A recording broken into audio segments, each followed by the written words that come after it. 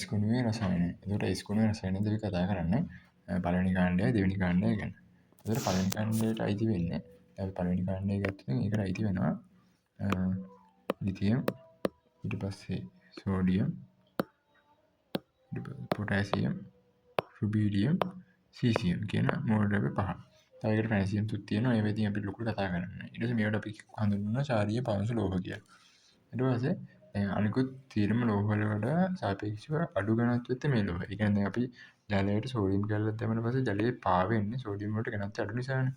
ඒ වගේ තමයි. ඊට පස්සේ ප්‍රතික්‍රියාශීලීත්වය ඉහළයි. මොකද මේවා දැන් කාණ්ඩයක් ඔස්සේ පහළට යද්දී මේක ප්‍රතික්‍රියාශීලීත්වය වැඩි වෙනවා. ඒ කියන්නේ ලිතියම් වල වඩා සෝඩියම් ප්‍රතික්‍රියාශීලීත්වය වැඩි. ඒ කියන්නේ ඒක ප්‍රබල ලෙස මේ ප්‍රතික්‍රියා කරනවා. පොටෑසියම් ගත්තොත් ගිනි ගැනීමක් සහිත ප්‍රබල ලෙස ප්‍රතික්‍රියා කරනවා. රුබිඩියම් ගත්තොත් පුපුරනවා. සීසියම් ගත්තොත් පිපිරීම සහිතව ගිනි ගැනීමකින් මේවා කරනවා. ඒක නිසා තමයි අපි පල්ලෙහාට යද්දී මේ වගේ මේ ප්‍රතික්‍රියාශීලීත්වය වැඩි කියලා කියන්නේ. ඊට පස්සේ මේ පළවෙනි කාණ්ඩයේ මෝල් ද්‍රව්‍ය ඉලෙක්ට්‍රෝන වින්‍යාසය NS1 කියන මෝල් ඉලෙක්ට්‍රෝන වින්‍යාසය දන්නවා. ඊට අමතරව මේ Cl දිලිසෙන සුළු මෘදු ලෝහ කියලා අපි හඳුන්වනවා. ඊට පස්සේ අපි ගත්තොත් දෙවෙනි කාණ්ඩය. දෙවෙනි කාණ්ඩයට අයිති වෙන මෝල් ද්‍රව්‍ය තමයි බෙරිලියම්, මැග්නීසියම්, ඊට පස්සේ කැල්සියම්, ඊට පස්සේ තියෙනවා ස්ට්‍රොන්ටියම්, ඊට පස්සේ තියෙනවා බේරියම්. ඊට පස්සේ ඕක ගත්තොත් ඕකෙදී බෙරිලියම්තුයි මැග්නීසියම්තුයි සාමාන්‍ය එකිනෙකට වෙනස් එකිනෙකට නෙමෙයි අනිත් මෝල් ද්‍රව්‍යයෙන් වෙනස් මේ ප්‍රතික්‍රියාශීලීත්වයන් නැත්නම් භෞතික රසායනයන් වෙනස් වෙනවා. ඊට පස්සේ දැන් පළවෙනි කාණ්ඩයට සාපේක්ෂව ඝනත්වය වැඩි ලෝහ තමයි දෙවෙනි කාණ්ඩයේ තියෙන්නේ. ඒ කියන්නේ අඩුම ඒවා තියෙන්නේ පළවෙනි කාණ්ඩයේ මෝල් ද්‍රව්‍ය වල. ඊට පස්සේ පළවෙනි කාණ්ඩයට සාපේක්ෂව ප්‍රතික්‍රියාශීලීත්වය පහළයි. ඒ කියන්නේ පළවෙනි කාණ්ඩයේ ප්‍රතික්‍රියාශීලීත්වය වැඩි. ඊට පස්සේ මේක ඉලෙක්ට්‍රෝන වින්‍යාසය යන්නේ NS1 කියලා. ඒ කියන්නේ පොදු ඉලෙක්ට්‍රෝන වින්‍යාසය NS2. ඊට පස්සේ මේක ගත්තොත් බෙරිලියම් හා මැග්නීසියම් අලු පැහැති ලෝහ, අනෙක් සියල්ල දිලිසෙන සුළු මෘදු ලෝහ. ඒ කියන්නේ පළවෙනි කාණ්ඩයේ මූල ද්‍රව්‍ය 5යි, දෙවෙනි කාණ්ඩයේ කැල්සියම්, ස්ට්‍රොන්ටියම්, බේරියම් දිලිසෙන සුළු මෘදු ලෝහ ලෙස හඳුන්වනවා. බෙරිලියම්, මැග්නීසියම් අලු පැහැති ලෝහ කියලා හඳුන්වනවා. අපි ඊට පස්සේ ගත්තොත් මෙතනදී S කාණ්ඩයේ කාණ්ඩයක් ඔස්සේ පහළට යන විට අපි දැන් දන්නවනේ කාණ්ඩයක් ඔස්සේ පහළට යනකොට කාණ්ඩයක් ඔස්සේ පහළට යනකොට වැඩි වෙන ලක්ෂණ තියෙනවා.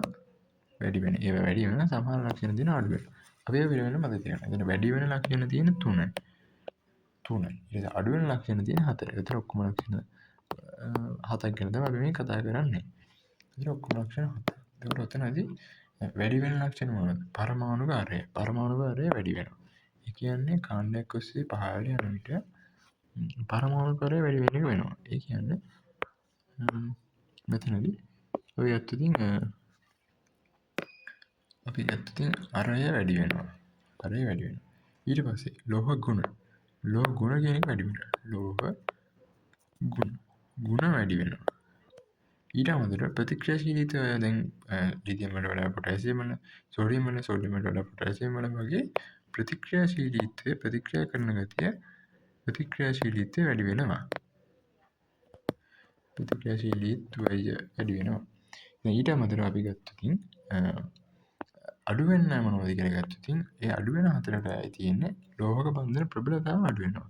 ඒ කියන්නේ ලෝහ බන්ධන හදාගත්තට පස්සේ ඒකේ ප්‍රබලතාව ඒක අඩු වෙනවා. ඒ කියන්නේ දැන් අපි ගත්තොත් ලිතියම් එකත් එක්ක තව ලිතියම් පරමාණුවක් තියෙනවා.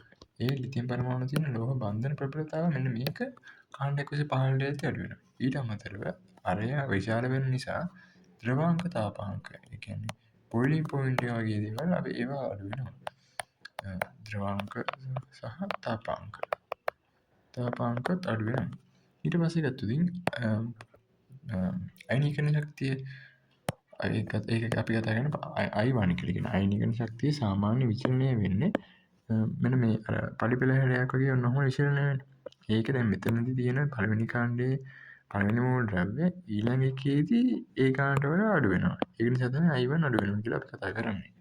ඊට පස්සේ අනිත් අඩු වෙන එක තමයි විද්‍යුත් ඍණතාව. කාණ්ඩයක් ඔස්සේ විද්‍යුත් ඍණතාව පහළට යද්දී විද්‍යුත් ඍණතාව අඩු වෙනවා. ඊට අමතරව දැන් F වලනේ වැඩිම තියෙන විද්‍යුත් ඍණතාව ඉහළමයි F වල. ඒකේ අගේ පොලින් පරිමාණයට අනුව 4.01 කියලා තමයි අපි දාන්නේ. ඊට පස්සේ දැන් ඒකට අමතරව ඒක නිසා පහළට යද්දී කණ්ඩ 115ට යද්දී ඒක අඩු වෙනවා. ඊට අමතරව වම විසින් දකුණට යද්දී වැඩි වෙනවා. ඒ නිසා අපි ගත්ත දින් දකුණින් වමට අඩු වෙනවා කියලා අපි ගන්න. ඊට පස්සේ ඔකෙදි තියෙනවා ස්කෝනේ මූලවල පහන්සිර පරීක්ෂාව කියලා. ඒක පහන්සිර පරීක්ෂාවේදී කරන්නේ මොකක් හරි දන්නේ නැති ලෝහයක් අරගෙන ඒක මිශ්‍රණකූරකවගේ තවරලා ඒක HCl තවරලා ඒක බන්සන් 1000කේ දැල්ලට අල්ලන එක තමයි කරන්නේ. ඒකෙදි වෙන්නේ අදාළ මූලද්‍රව්‍ය ඉහළ උත්තේජිත අවස්ථාවක මට්ටමකට සංක්‍රමණය වෙලා ඒකේ ඉලෙක්ට්‍රෝන නැවත භූමි අවස්ථාවට පත් වීමේදී ඇතිවන තරංග ආයාමයට අනුකූලව ඇතිවන වර්ණයන් තමයි අපි පහන්සිර පරීක්ෂාවේදී අඳුරගන්නේ. ඒකෙදි අපි බෙරිලියම් මැග්නීසියම් ගැන කතා කරද්දී ඒවා අවර්ණයි කියලා කියන්නේ ඒකට පාටක් දෙන්නේ නැහැ කියලා කියන්නේ.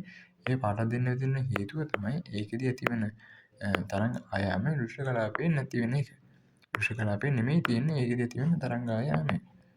දැන් අපි මේක කතා කරද්දී දැන් පළවෙනි කාණ්ඩය ටික රුබිඩියම් සීසියම් දෙවෙනි කාණ්ඩය ටික බෙරිලියම් මැග්නීසියම් ඊට පස්සේ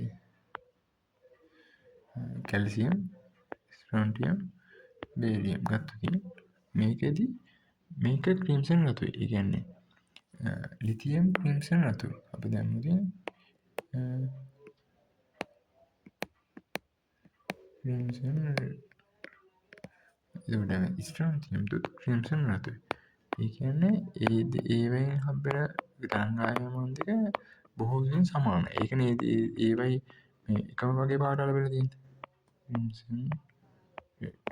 ඊට පස්සේ අපි දැන් ඊළඟට ගත්තොත් මේක කහ පාටයි. ඊට පස්සේ පොටෑසියම් ගත්තොත් ඒක දම් පාටයි. ඒකට කියන්නේ අපි ලිලැක් දම් කියලා. ඒක කියන්නේ අපි ලිලැක් දම් දම් කියලා. රුබීඩියම් ගත්තොත් අපි ඒකට කියනවා රතු දම්. නිකන් රුබීඩියම් රෙඩ් වගේ අරගෙන එතනදි කියනවා රතු දම් මේක. ඊට පස්සේ තියෙනවා සීසියම් ගත්තොත් ඒක නිල් දම්. ඒක නිල් දම්. ඒක අපි පොඩ්ඩක් නිකන් මතක තියාගන්න ඕන දේවල්. ඊට පස්සේ බෙරිලියම් මැග්නීසියම් වල පාටක් පෙන්වන්නේ නැහැ. මේක ගත්තොත් ඒකෙදි කියන්නේ අපි නිකන් දුඹුරු නැත්නම් තැඹිලි වගේ රතු දුඹුරු අර එහෙම පාටක් තමයි ඒකෙදි කියන්නේ. තැඹිලි වගේ එහෙම එකක් තමයි කැල්සියම් වලදී කියන්නේ.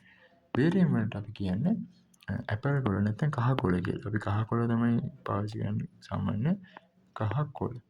ඔය විදිහට තමයි පහන්සිර පරීක්ෂාවේ පාරවල් ටික යන්නේ.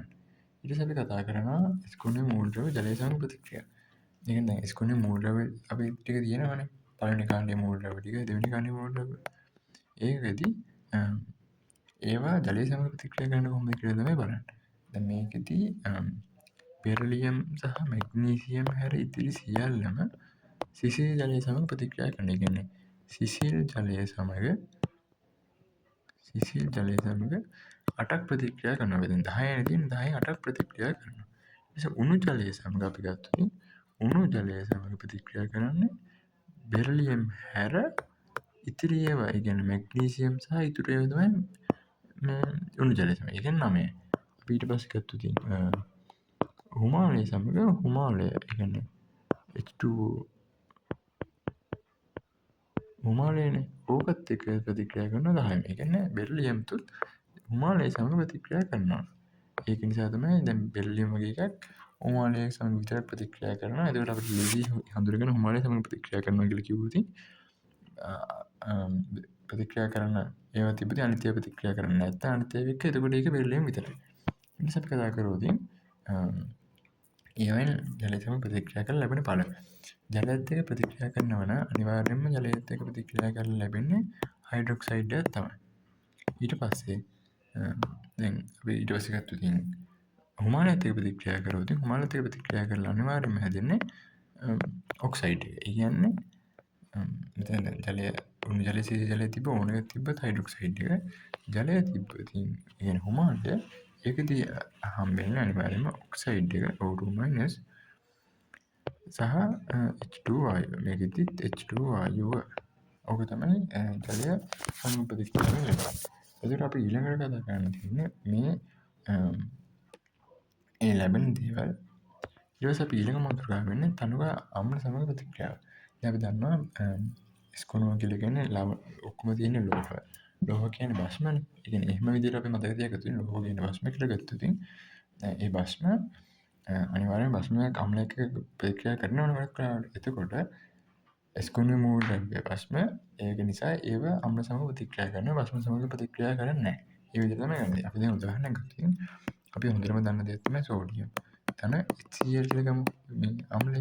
ඒකට හැදෙන්නේ මේක ප්‍රතිසංයුතා මාර්ගවල NaCl ධන H2 කියන එක තමයි හැදෙන්නේ. ඒ කියන්නේ H2 ඉතුරු වෙනවා ඒව ජල හයිඩ්‍රේට් විදිහට H2 වායු විදිහට පිට වෙලා යනවා.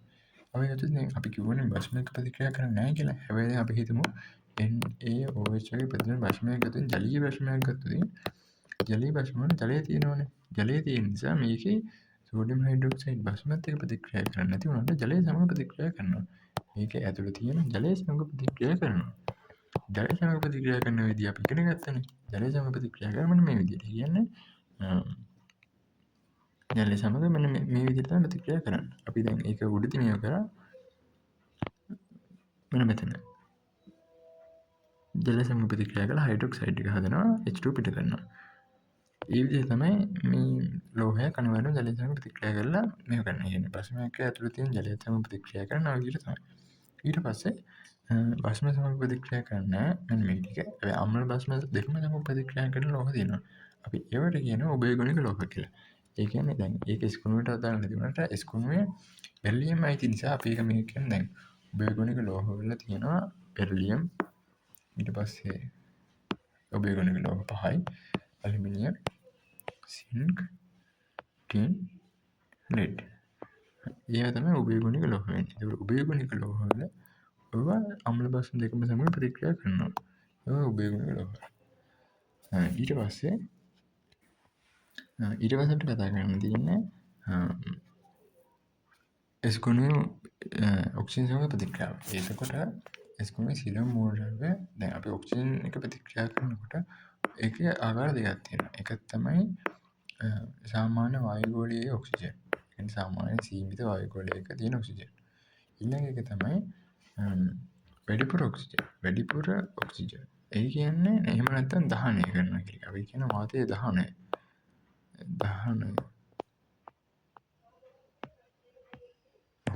එතකොට ඕකදී ආකාර දෙකක් තියෙනවා. එතකොට ඕකදී වායුගෝලීය ඔක්සිජන් සමග ස්කොනුවේ සීලම ලෝහ සාමාන්‍යයෙන් වායුගෝල නිර්ාවනය කරලා තිබුණට පස්සේ ඔටුව සමග ප්‍රතික්‍රියා කරන ඔක්සයිඩ් එක සාදනවා. කියන පළවෙනි කාණ්ඩය දෙවෙනි කාණ්ඩය මොකක් වුණත් ඒක සාමාන්‍ය වායුගෝලයත් එක්ක ප්‍රතික්‍රියා කරලා ඔක්සයිඩ් එක තමයි හදන්නේ. වැඩිපුර ඔක්සිජන් සමග පළවෙනි කාණ්ඩය දෙවෙනි කාණ්ඩය කියලා වර්ග කරන අපිට මේක කරන්න වෙනවා. එතකොට වායුගෝල දහනය කියලා කියන්නේ ඒකටම. අපි අතු දෙන ලිතියම් වායුගෝලය ඒ කියන්නේ වැඩිපුර ඔක්සිජන් සමග හදන්නේ ඔක්සයිඩ් එක විතරයි. O2 මෙතන අපි ගත්තොත් ලිතියම් හදන්නේ O2 මයිනස් විතරයි. ඊට පස්සේ අපි ගත්තොත් ලිතියම් මැග්නීසියම් ගත්තොත් ලිතියම් සෝඩියම් ගත්තොත් මෙතන සෝඩියම් ගත්තොත් ඒක හදන ඔක්සයිඩ් එකක් හදනවා පෙරොක්සයිඩ් එකක් හදනවා. ඒ කියන්නේ පෙරොක්සයිඩ් කියලා කියන්නේ O2 2 මයිනස් ඒකත් හදනවා. අපි ඊට පස්සේ ගත්තොත් සීසියම් ඒ කියන්නේ එතනින් පස්සේ කියන්නේ පොටෑසියම් සිට සීසියම් දක්වා ඔක්කොම ටික ගත්තොත් එතකොට ඒකෙදි ඔක්සයිඩ් එක හදන පෙරොක්සයිඩ් එකක් හදනවා. සුපර් ඔක්සයිඩ් එක තමයි ඒකේ අර ප්‍රධාන අර විශේෂ විදියට හදන එක වෙන්නේ. එතකොට වැඩිපුර ඔක්සිජන් හම්බ වෙයි. දැන් මේ පළවෙනි කාණ්ඩයට කියන්නේ අපි දෙවෙනි කාණ්ඩයට කතා කරොත් දෙවෙනි කාණ්ඩයේදී දෙවෙනි කාණ්ඩයේ කිසිම එකක් සුපර් ඔක්සයිඩ් හදන්නේ නැහැ. ඒ කියන්නේ O2 මයිනස් කියන ඒවා හදන්නෙම නැහැ. ඊට පස්සේ එතකොට දෙවෙනි කාණ්ඩයේ යටම තියෙන එක බේරියම් විතරක් පෙරොක්සයිඩ් එක හදනවා ඔක්සයිඩ් එකත් එක්ක. ඉතුරු සියල්ලම ඔක්සයිඩ් විතරයි හදන්නේ. ඒ කියන්නේ බෙරිලියම්, මැග්නීසියම්, ඊට පස්සේ කැල්සියම්, ස්ට්‍රොන්ටියම් හදන්නේ ඔක්සයිඩ් එක විතරයි. බෙරිලියම් විතරක් ඔක්සයිඩ් එකට අමතරව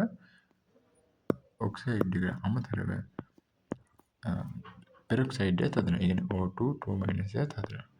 ඊට පස්සේ මේවා ජලයට දාද්දී මොනවද වෙන්නේ කියලා තමයි බලන්නේ. ඒක ජලයට දාද්දී එතකොට දැන් මෙතන මෙහෙම ඕක ජලයට දාද්දී පොඩි මතක තියාගන්න විශේෂ විදියක් තියෙනවා. ඔය නිකන් සමහර සවර නෝට් එකක් වගේ දෙන්නම්. එතන දැන් පොඩි වගුවක් මේව කරගත්තොත් ඉංග්‍රීසි ලිතියම් තියෙනවා, සෝඩියම් තියෙනවා, ඊට පස්සේ පොටෑසියම් සිට සීසියම් වලට නිකන් තියෙනවනේ. ඔය ටික අපි මෙහෙම වගුවකට දාගෙන ආධන ටික දානවා. O2- තියෙනවා. ඊට පස්සේ O2 2- ඒ කියන්නේ පෙරොක්සයිඩේ තියෙනවා. ඊට පස්සේ O2- තියෙනවා. ඒ කියන්නේ සුපර් ඔක්සයිඩේ තියෙනවා. අපි උදේට දැන් අපි කතා කරා ලිතියම් හදන්නේ ඔක්සයිඩ් එක විතරයි. ඒ කියන්නේ ලිතියම් හදන්නේ ඔක්සයිඩ් එක විතරයි. මේවා හදන්නේ සෝඩියම් ගත්තට පස්සේ ඔක්සයිඩ් එකත් හදනවා, පෙරොක්සයිඩ් එකත් හදනවා. පෙරොක්සයිඩ් එකත් හදනවා. සුපර් ඔක්සයිඩ් හදන්නේ ඒ වගේ. ඊට පස්සේ පොටෑසියම් සිට සීසියම් ගත්තොත් ඒක ඔක්සයිඩ් එකත් හදනවා, පෙරොක්සයිඩ් එකත් හදනවා, සුපර් ඔක්සයිඩ් එකත් හදනවා. අපි ඒවා දැන් අර සුලභ බල කියලා තියෙන එක ප්‍රධාන වශයෙන් හදන ඒවා. විශේෂයෙන් හදන ඒවා. අපි ඒව පොඩ්ඩක් රවුම් කරගෙන ගියොත් ඕකේ ඔක්සයිඩ් එක, සෝඩියම් වල පෙරොක්සයිඩ් එක, පොටෑසියම් සිට සීසියම් ඒවා සුපර් ඔක්සයිඩ් එක තමයි සුලභ බල විදිහට හදන්නේ. ඊට පස්සේ මේ ඵල අපි ජලයට දැම්මට පස්සේ මොකද වෙන්නේ කියලා ඊට පස්සේ බලනවා. ඒකටත් පොඩ්ඩක් නිකන් මතක තියාගන්න ලීසි. අපි ගත්තොත් දැන් මෙතනදී අපි ගත්තොත් අපිට දැන් ලිතියම් අපි උදාහරණයක් ගත්තොත් අපිට පෙරොක්සයිඩ් සුපර් ඔක්සයිඩ් ගැන කතා කරන්න විදියක් නැහැ නේ. ඒක නිසා අපි පොටෑසියම් වගේ එකක් අරගත්තට පස්සේ අපිට ඒකේ ඔක්සයිඩ් එකක් තියෙනවා, සුපර් ඔක්සයිඩ් එකක් තියෙනවා, පෙරොක්සයිඩ් එකක් තියෙනවා. ඒක නිසා අපි ඒක වගේ එකක් උදාහරණයක් අරගෙන අපි ගත්තොත් පොටෑසියම් ඔක්සයිඩ් එක, පොටෑසියම් පෙරොක්සයිඩ් එක සහ පොටෑසියම් සුපර් ඔක්සයිඩ් එක. සුපර් ඔක්සයිඩ් එක අරගෙන කරනකොට ඔතනදී ජලසම ප්‍රතික්‍රියාවේදී හැදෙන ඵල ටික තියෙනවා. අපි දන්නවා හයිඩ්‍රොක්සයිඩ් එක හැදෙනවා. ඊට පස්සේ ඊට අමතරව H2O2 හැදෙනවා. ඒ කියන්නේ පෙරොක්සයිඩ් එක. ඊට පස්සේ O2 එක හැදෙනවා. ඔතනදී අපි දන්නවා දැන් ඕක මේව කරගන්න පුළුවන්. ඔතනදී ඔක්සයිඩ් එක ගත්තට පස්සේ ඒක හයිඩ්‍රොක්සයිඩ් එක විතරයි. පෙරොක්සයිඩ් එක ගත්තට පස්සේ හයිඩ්‍රොක්සයිඩ් එකයි හයිඩ්‍රජන් පෙරොක්සයිඩ් එකයි සුපර් ඔක්සයිඩ් එකත් එක්ක හදන ලවණයක් ගත්තොත් මේ තුනම හදනවා. O2 පිට කරනවා. ඒතර O2 පිට කරන්නේ සුපර් ඔක්සයිඩ් එක හදන තියෙන ලවණයෙන් විතරයි. ඔතනින් S කුණුවේ ඔක්සිජන් සමග ප්‍රතික්‍රියා කරන්න ඉවරයි. දැන් තියෙන්නේ දැන් අපි කතා කරා lithium nitrogen N2 වායුව Cl2 වායුව H2 වායුව අතර ප්‍රතික්‍රියා කරන විදිය. දැන් උතනදී ගත්තොත් අපි දැන් ලිතියම් ප්‍රතික්‍රියා කරලා අපි හදනවා ලිතියම්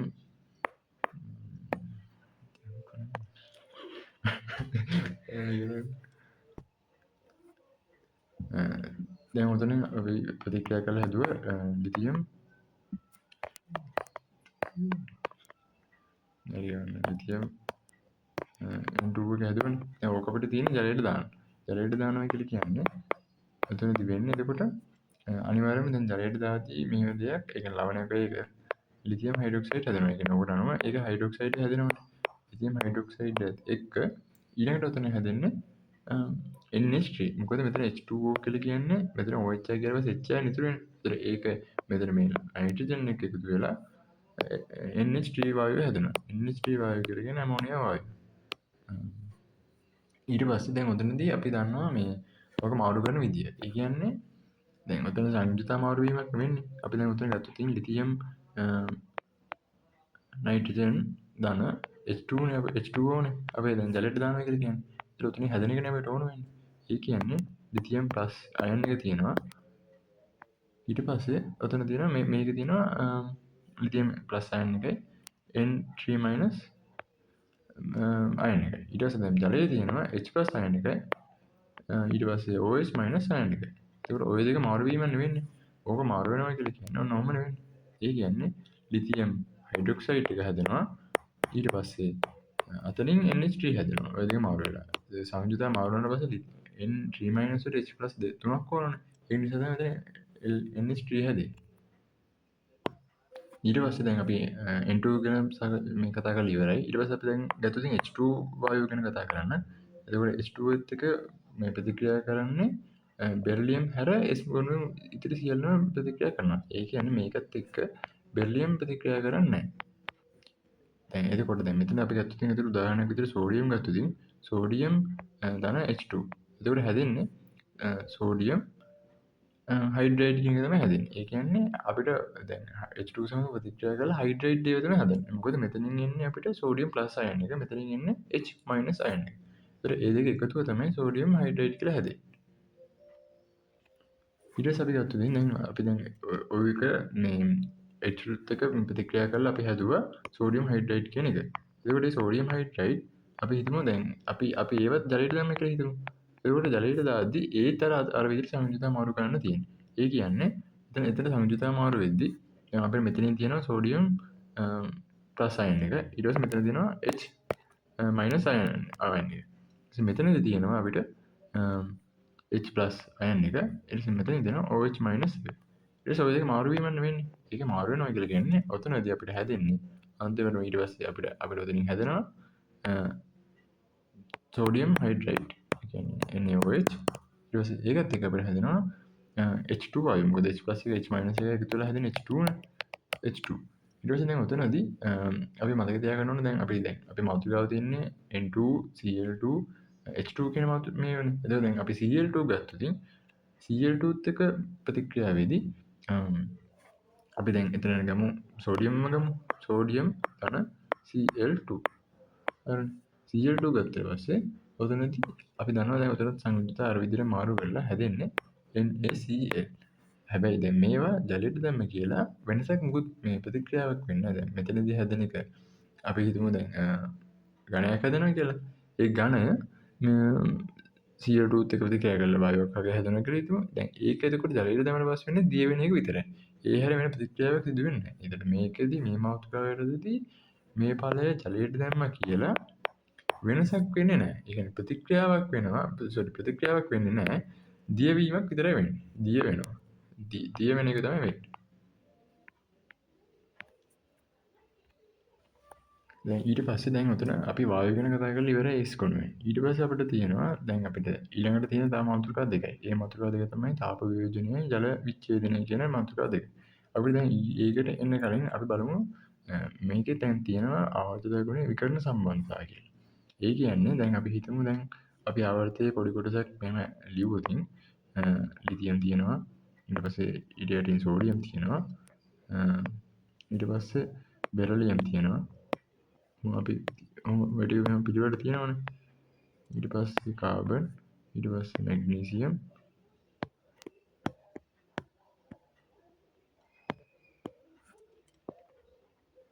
ඊට පස්සේ ඇලුමිනියම්, ඊට පස්සේ තියෙනවා සිලිකන් කාබන් වලට යටි. එතකොට දැන් ඔය ටික ගත්තොත් විකර්ණ සම්බන්ධතාවය කියලා කියන්නේ මෙන්න මේ තියෙන මේ ඊරියොස්සේ අඳින ඒවා විකරනවා මේ සමාන ගුණ පෙන්නනවා. ඒ කියන්නේ ඔන්න ඔය විදිහට ඔය මේ වෙන විදිහට දැන් ලිතියම් වලට සමාන ඒවා මැග්නීසියම් වල තියෙනවා. මේ ඒ කියන්නේ ඒගොල්ලන්ගේ රසායනික ගුණ. ඊට පස්සේ අපි ගත්තොත් බෙරිලියම් ගත්තොත් බෙරිලියම් වලට සමාන ඒවා ඇලුමිනියම් වල තියෙනවා. ඒ වගේ විකර්ණ සම්බන්ධතාව පෙන්නන මූලක කීපයක් අපේ ආවර්තිත වගුවේ අපිට මේ දැක ගන්න පුළුවන්. ඊට පස්සේ දැන් අපි අන්තිම මාතෘකාවට කලින් මාතෘකාව තමයි ලවණ තාප වියෝජනය. දැන් අපි ගත්තොත් දැන් මේක අපි කතා කරන ප්‍රධාන ලවණ වර්ග හතරක් තියෙනවා. එකක් තමයි බයිකාබනේට් කියන අයන් එක. ඒ කියන්නේ අපි දැන් හතර තමයි බයිකාබනේට්, කාබනේට්, ඊට පස්සේ හයිඩ්‍රොක්සයිඩ්, ඊට පස්සේ නයිට්‍රේට් කියන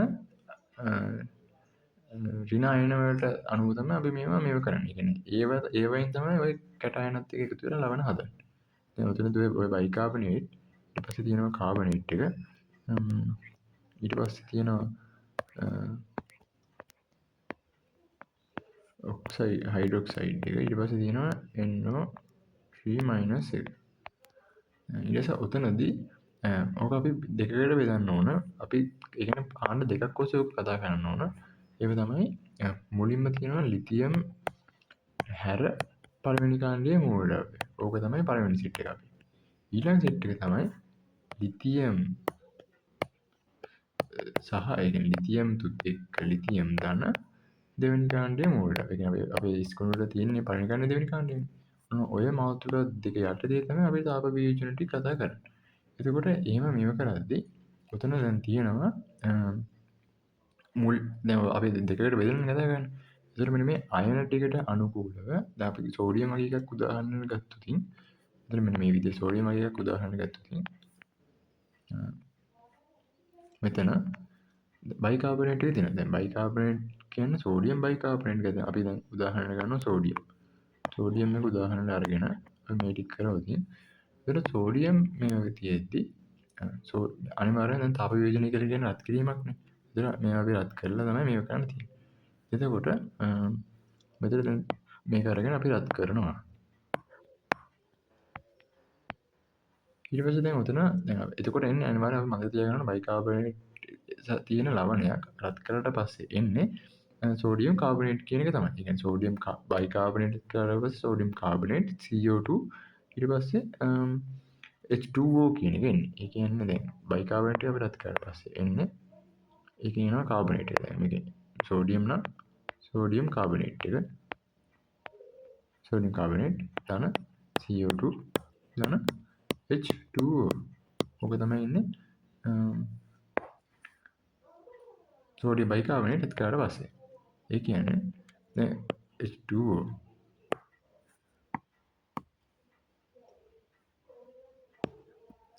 දැන් ඊට පස්සේ ගත්තොත් සෝඩියම් ඊළඟට තියෙන කාබනේට්නේ.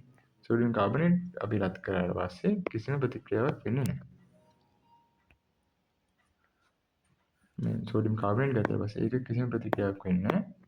එතකොට අපිට ඒක මතක තියාගන්න ලීසි බයිකාබනේට් රත් කරලා පස්සේ කාබනේට් CO2 H2O හැදෙනවා. කාබනේට් රත් කරලා පස්සේ මුකුත් වෙන්නේ නැහැ.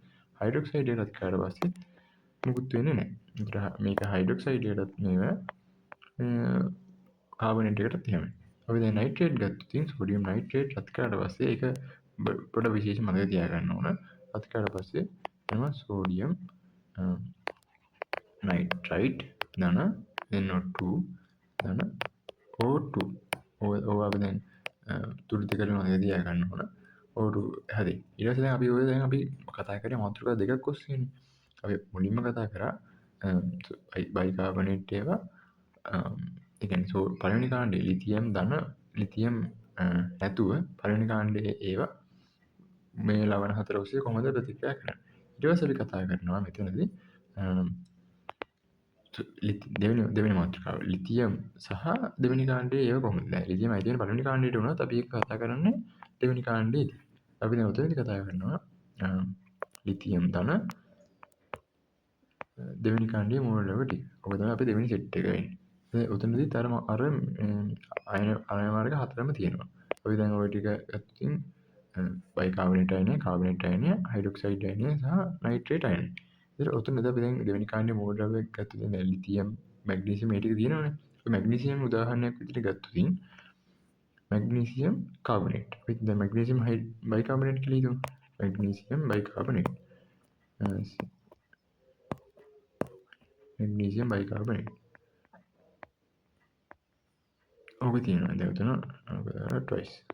ඕක රත් කරලා පස්සේ කියන තාප වියෝජනයේදී වෙන්නේ පළවෙනි කාණ්ඩය වගේමයි මැග්නීසියම් කාබනේට් හැදෙනවා. ඊට අමතරව කාබන් ඩයොක්සයිඩ් පළවෙනි කාණ්ඩයේ විදිහටම පළවෙනි එක විදිහටම ඊට පස්සේ ඊට අමතරව ජලය. ඒක අපිට ගන්න පුළුවන් මොකද මෙතන කාබනේට් වලින් CO2 හැදෙනවා. බයිකාබනේට් වල තියෙන C වලින්ම කාබනේට් හැදිලා මේ H වලින් ජලය හැදෙනවා. ඒක තමයි දැන් පළවෙනි සෙට් එක. ඊට අපි ගත්තොත් මැග්නීසියම් කාබනේට්. ඒක නේ අපි දෙවෙනි මේ මාතෘකාව වෙන්නේ. ඒතකොට දැන් අපි එතනදී ගත්තොත් එතනදී CO3 ඕක ගත්තොත් ඕක රත් කිරීමේදී වෙන්නේ දැන් පළවෙනි සෙට් එකේදී ඕක උනේ නැහැ. ඔතනදී වෙන්නේ අනිත් හැම එකේදීම ඔක්සයිඩ් එක තමයි හැදෙන්නේ. දැන් ඔතනදිත් හැදෙන්නේ මැග්නීසියම් ඔක්සයිඩ්. මැග්නීසියම් ඔක්සයිඩ් එක CO ධන මෙතන තියෙන කාබනේට් එක නිසා CO2. ඊට පස්සේ අපි දැන් ගත්තොත් ඊළඟ ලවණයේ විදිහට මැග්නීසියම් හයිඩ්‍රොක්සයිඩ්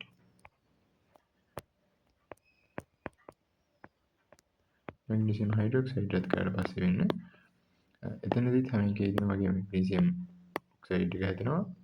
මැග්නීසියම් ඔක්සයිඩ් එකට අමතරව H තියෙන නිසා ජලය හැදෙනවා. එතකොට පළවෙනි එකේදී උනේ මේ ඔක්කොගේම එකතුව. මැග්නීසියම් බයිකාබනේට්, කාබන් ඩයොක්සයිඩ් ජලය වුණා.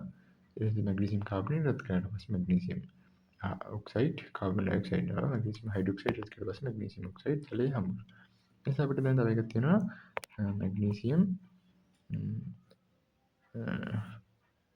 මැග්නීසියම් නයිට්‍රේට් රත් කරන්න තියෙන දැන්. ඒකට එතනදී මැග්නීසියම් නයිට්‍රේට් රත් කරනකොට වෙන්නේ එතන තියෙනවා ඒකත් පොඩ්ඩක් මේ විශේෂ මතක තියාගන්න ඕන එක. තියෙනවා එතන MgNO3 twice ඔක රත් කරාට පස්සේ වෙන්නේ අපි එන්නේ පළ ටික මතක තියාගන්න ඕන තුලිත මේ සමීකරණෙත් එක්කම. එතනදී MgO හදනවා. ඒ කියන්නේ මැග්නීසියම් ඔක්සයිඩ් එක හැදෙනවා. ඊට පස්සේ NO2 හැදෙනවා. NO2 කියලා කියන්නේ ඒක වායුවක්. ඒක ගෑස් එකක්. ඒක අපි පාට මතක තියාගන්න ඕනේ ඒක රතු දුමුරු කියලා. රතු දුමුරු ඒක පාට. ඒක එහෙම විදිහලා යන එක කරන්නේ. ඒකට දැන් අපි ඊට පස්සේ ඊට අමතරව හැදෙනවා ඔක්සිජන්. එතකොට දැන් ඕක මේ අපි කාර්බෝහයිඩ්‍රේට් වගේ තුලිත කරන්න බෑනේ. ඒකට අපි මතක තියාගන්න ඕනේ මෙතනදී අපි මෙතනදී දෙකක් දාලා ඒ කියන්නේ අපි අනිවාර්යයෙන් මේ එක පැත්තක් මතක තියාගත්තම ඇති. අපිට අඩු ගානේ මේ පැත්තේ දෙකක් තියෙනවා කියලා මතක තියාගන්න එක හරි. එහෙම නැත්නම් මෙතන 2.4 වගේ මතක තියාගත්තා නම් හරි. ඒ දින් දෙකම මතක තියාගන්න පුළුවන් නේ. ඒත් එහෙම මතක තියාගන්න තියෙනවා. දැන් අපි ගත්ත දින් මේ තාප වියෝජන වල සමානකම් වගේ ටික අපි කතා කරවොත් එතකොටද වෙන්නේ මෙතන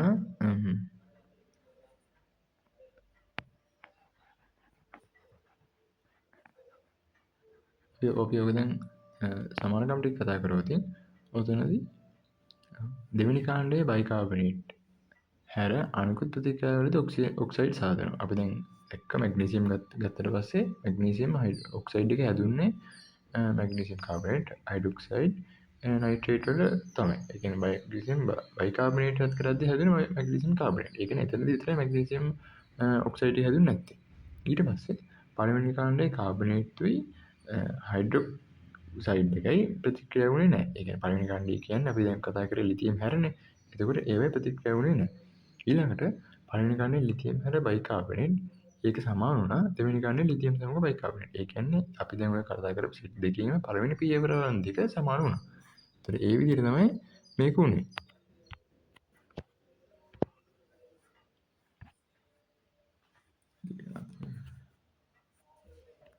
ඊට පස්සේ දැන් ඔක අන්තිම ස්කෝනේ අන්තිම මාතෘකාව තමයි නවනවන තාප ජලවිතාව කියලා කියන්නේ. එතකොට ඔකද අපි පොඩ්ඩක් මතක තියාගන්න ඕන මුල් මාතෘකා හතරක්. ඒ කියන්නේ පීවර හතරක් ඔස්සේ පොඩි කැට යන ටික. එතකොට අනිවාර්යයෙන්ම අපි දන්නවා අපි දැන් අපි පළවෙනි කාණ්ඩය දෙවෙනි කාණ්ඩය විදිහට කතා කරන්නේ. එතකොට ඒකෙදි පළවෙනි කාණ්ඩය ඔක්කොම ටික ජලයේ දී වෙනවා. ඒ කියන්නේ දැන් පළවෙනි කාණ්ඩයේ තියෙන ලිතියම්, සෝඩියම්, පොටෑසියම්, රුබීඩියම්, සීසියම් නේ. ඒවයි අපි ලිතියම්